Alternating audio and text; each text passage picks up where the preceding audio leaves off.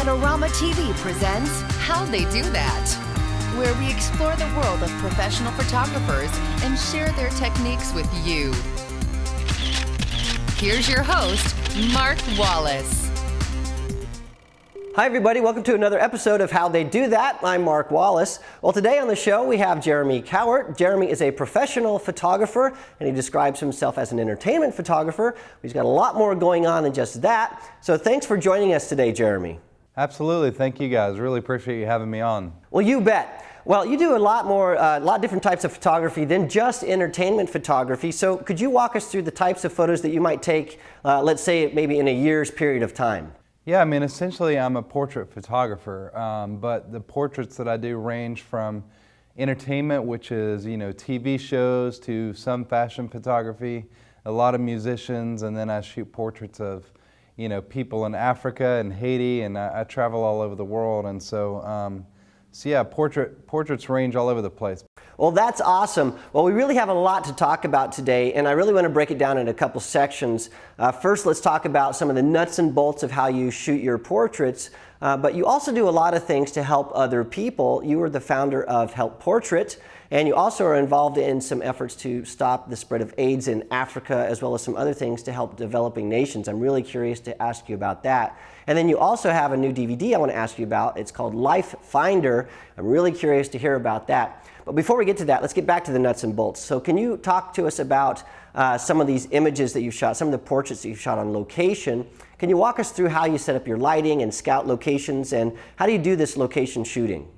Yeah, I mean, typically as far as locations go, I just look for locations that will allow me a lot of variety, a lot of locations, that I can do various things and tricks with that offer just different variety. I guess it depends on what I'm going for. And a lot of times I simply don't know what I'm going for, and so that's why I pick a location with variety that I can just go there and improvise and come up with stuff on the spot. Well, one of the shots that you've taken that I really love, it's a portrait of a couple kissing in Haiti. I believe, in fact, it was for the Voices of Haiti, and it just looks like perfect light. Can you walk us through that? Was it natural light? Did you use strobes? Tell us a little bit about that portrait. Yeah, it was, there's a big story around that photo. We were in Haiti, and I was doing my Voices of Haiti project, asking people what they thought on the current situation. This was just days after the earthquake. So there were still aftershocks and all of that stuff. And so we heard that there was a wedding going on. So we drove around until we found this wedding.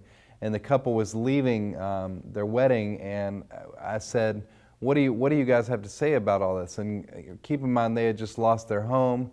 They had just lost the church they were getting married in. And so the only piece of, quote unquote, rubble that was sitting there was a paper plate. And so they grabbed the paper plate and wrote, "Love conquers all," which is obviously an extremely powerful message given the circumstances. And so all I had in terms of lighting was a very small, probably 16-inch softbox with a ProPhoto 600-watt light on it. And it's just a real simple, one light. It was almost nighttime, so there's just a little bit of sunlight left. And there's a powerful photo with their crumbled church resting behind them in that photo. Well, that's just one in a series of photos for Voices of Haiti, and we're going to talk about Voices of Haiti in a little bit. But let's get back to how you travel on location. Can you talk to us a little bit about the gear that you would put in your bag for a normal overseas trip? Yeah, I mean, on normal overseas stuff, I take my Canon 5D Mark II. I take about a handful of lenses, my 16 to 35 millimeter wide angle, my 24 to 70 2.8, and my 70 to 200 2.8. I usually take a 50 millimeter 1.2. Sometimes I take out my 100 millimeter macro. I also have a 15 millimeter fisheye. And that's pretty much my personal range. So do you find that you have to pack a little bit differently for shooting overseas than doing domestic work? Oh, absolutely. Yeah, I mean, overseas I have to be very stealth and very light, so I only have so much stuff I can take, which is why I usually only travel with one light. Well, let's talk a little bit about some of the other types of photography that you do, and I'm talking specifically about your compositing work that I just find fascinating. Well, you sent us this image, it's sort of this crazy carnival mummy image. Can you talk to us a little bit about the steps that you had to go through to create this image? Yeah, I mean, the image, a lot of my compositing work is very realistic and everything looks like it's supposed to be, intact in the same image. This mummy shot is obviously chaotic. I mean, it's all over the place, and it was meant to be. They specifically wanted this image that didn't really make sense. You know, you've got the tent at the bottom with the little figurines, you've got the guy above it, you've got the clouds, the oversized moon, the fireworks. I mean, this image is a bit over the top, and so it breaks a lot of rules of compositing, but it was still a fun image to work on. The actual mummy's word that you see in there was actually a 20-foot sign that we photographed in my studio that took several hours to just shoot that one sign of the mummy's word. It was a massive thing that they built by hand. And so it was an all-day shoot just to get that one image, because we shot everything separately, from the sparklers to the little figurines, to the tent, to the sky. Everything was shot separately. Well, that is a lot of work. So was that storyboarded before you went into production? Roughly. I mean, they sent me some sketches. They sent me all the elements they wanted in the shot. And so, yeah, it was a very rough storyboard, but yeah, they just wanted this. I mean, they're a very crazy band live, and so they wanted that to be represented on their album cover, just absolute total chaos. And so I think, pretty sure we achieved the chaos. Well, I would definitely say that you achieved the chaos. Well, you have a background as a graphic designer, so when you're approaching some of these projects like this, do you think that your background as a graphic designer comes into play for finding these environments, creating some of the textures, and really the compositions in these types of images? Absolutely. I mean, I feel like anytime I'm looking to the viewfinder, I am using my graphic design background, because graphic design, we study color, balance, symmetry, composition is a big thing. So anytime I pick up the camera, composition is the first thing I look for, which to me is design. So I'm always designing with my camera. So I feel like having that background played a huge role in the way I see things. Well, that's really interesting. In fact, we talked to David Bean a few months ago. He also has a graphic design background, and he sort of gave us the same input about how his background helps him design with his camera. Well, let's shift gears just a little bit. There's a lot of work that you're doing that's just really altruistic. You're helping people all over the world. In fact, you're involved in so many things. I'm not sure we have time to go through all of them, but there's one thing that I really want to talk about. It's something that you're really well known for. It's called Help Portrait. So can you walk us through what Help Portrait is and how that's helping people? Yeah, essentially it's a movement of photographers using all their gear and time and expertise to give back to people in need. Once a year we do a global photo shoot for the needy, and that can be the homeless, that can be people at abuse shelters, that could be former Army vets, that can be kids at a children's hospital. It can really be anybody who could use that uplifting during the holidays. And so we've only done it for 2 years now, and I think we're up to about 100,000 portraits over the 2 years. And so we've got photographers all over the world, literally spread across about 50 countries participating at this point. So yeah, it's just beautiful to see what pictures mean to people who have never had that opportunity before. I mean, it's literally a way to show them that they're valued, that they're special, that they have dignity, and it kind of is a little bit of a life changer for the people we photograph, because for the first time they're being shown how beautiful they are with makeup and the whole deal. And so it's really a perspective changing event for a lot of people. So if there are photographers that want to become involved, where do they go? Where do they sign up to become involved in the Help Portrait movement?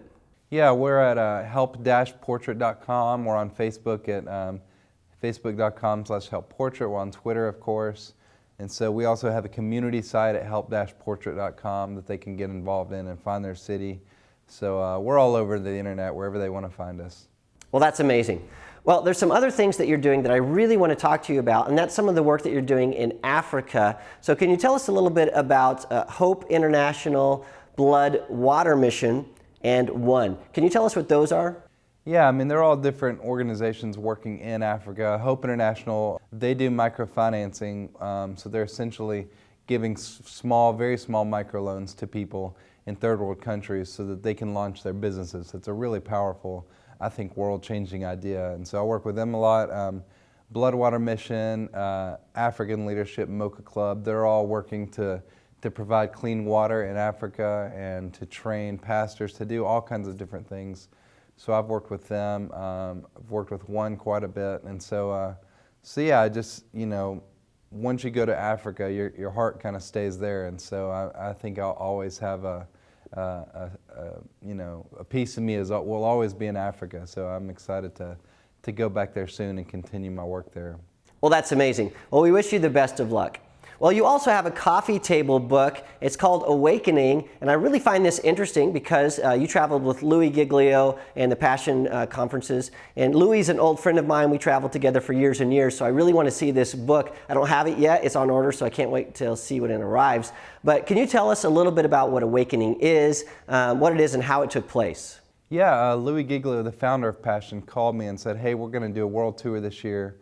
We're going to go to 17 countries, and we're going to hire you, bring you out, and you're going to shoot a coffee table book for us. And it's a pretty cool assignment. So my job was to go out and to just basically document everything. I had to document the shows, I had to shoot portraits, I had to document the cities we were in. So for the first time, I kind of felt like I was a concert photographer, I was a portrait photographer, I was a nature photographer.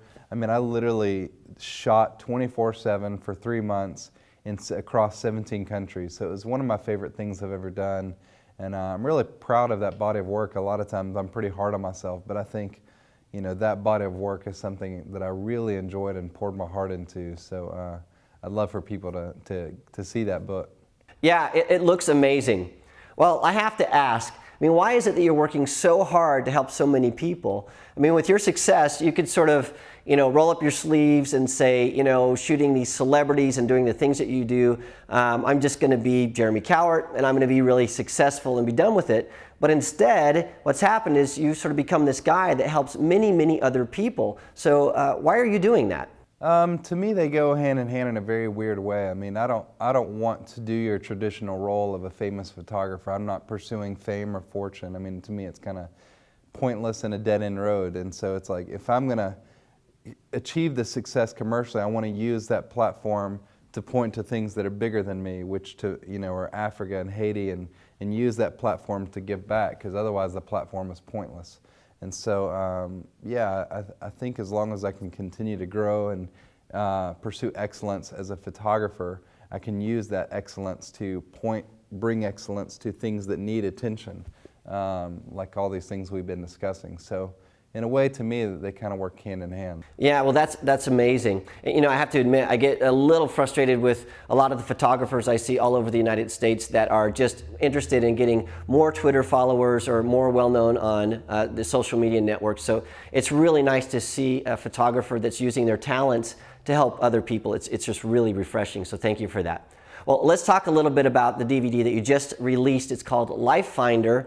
And by looking at some of the things I saw on your website, I sort of get the feeling that the DVD allows us to sort of follow along with you and watch and learn from you as you work as a photographer, and helps us to sort of connect the dots of watching you work as a photographer as well as somebody that is helping other people as well. So can you tell us a little bit about Life Finder and what we can find on that DVD? Yeah, it's essentially, my friend called it an encyclopedia of yours truly, and that's kind of the goal, is to just kind of throw everything out there. I get emails all the time from photographers saying, hey, I'd love to see you work, and for different logistical reasons, it's hard to pull that off, and so we wanted to put together a DVD that just had everything on it. It's got a documentary from Haiti on there, it's got an interview with Zach Arias, it's got 7 different photo shoots, one with Imogen Heap in London, several different bands. It's just kind of everything that I'm into. It's like there's a vision toolkit on there. There's me talking about my cloud libraries, how I find locations. There's all kinds of technical talk about gear, information about how portrait in Haiti. So it covers a wide variety of stuff. And so that's awesome. It's sort of like the person that says, hey, Jeremy, I'd like to come and hang out for a day or a week and see how you work. So now they can do that virtually with the Life Finder DVD. Is that right? Yeah, that's exactly right. Well, we're out of time, Jeremy, so thank you very much for joining us today. But before we go, can you tell us where people can find the Life Finder DVD? Because I want to make sure people know where to get that. Yeah, it's at lifefinderdvd.com. And you can buy it there and watch the trailer for the video to find out a lot more information. So. Well, again, Jeremy, thank you so much for joining us today. Yep, thank you. I really appreciate it. Well, you bet. Well, remember, if you want to see more of Jeremy's work, you can go to jeremycowart.com or just go to the Adorama Learning Center. We've posted all the links to the stuff we've talked about in the interview today, all the stuff for Help Portrait. You can go and sign up there or look at Awakening or the other organizations that we talked about in today's episode. Well, remember, if you have somebody that you'd like to see on how they do that, please send your suggestions to me at AskMark@Adorama.com. Well, thanks for joining me this week. I'll see you again next week.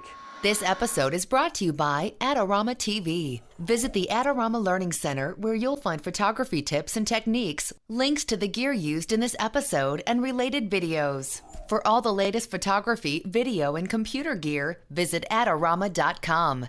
And the next time you're in New York City, visit our store located on 18th Street between 5th and 6th Avenue.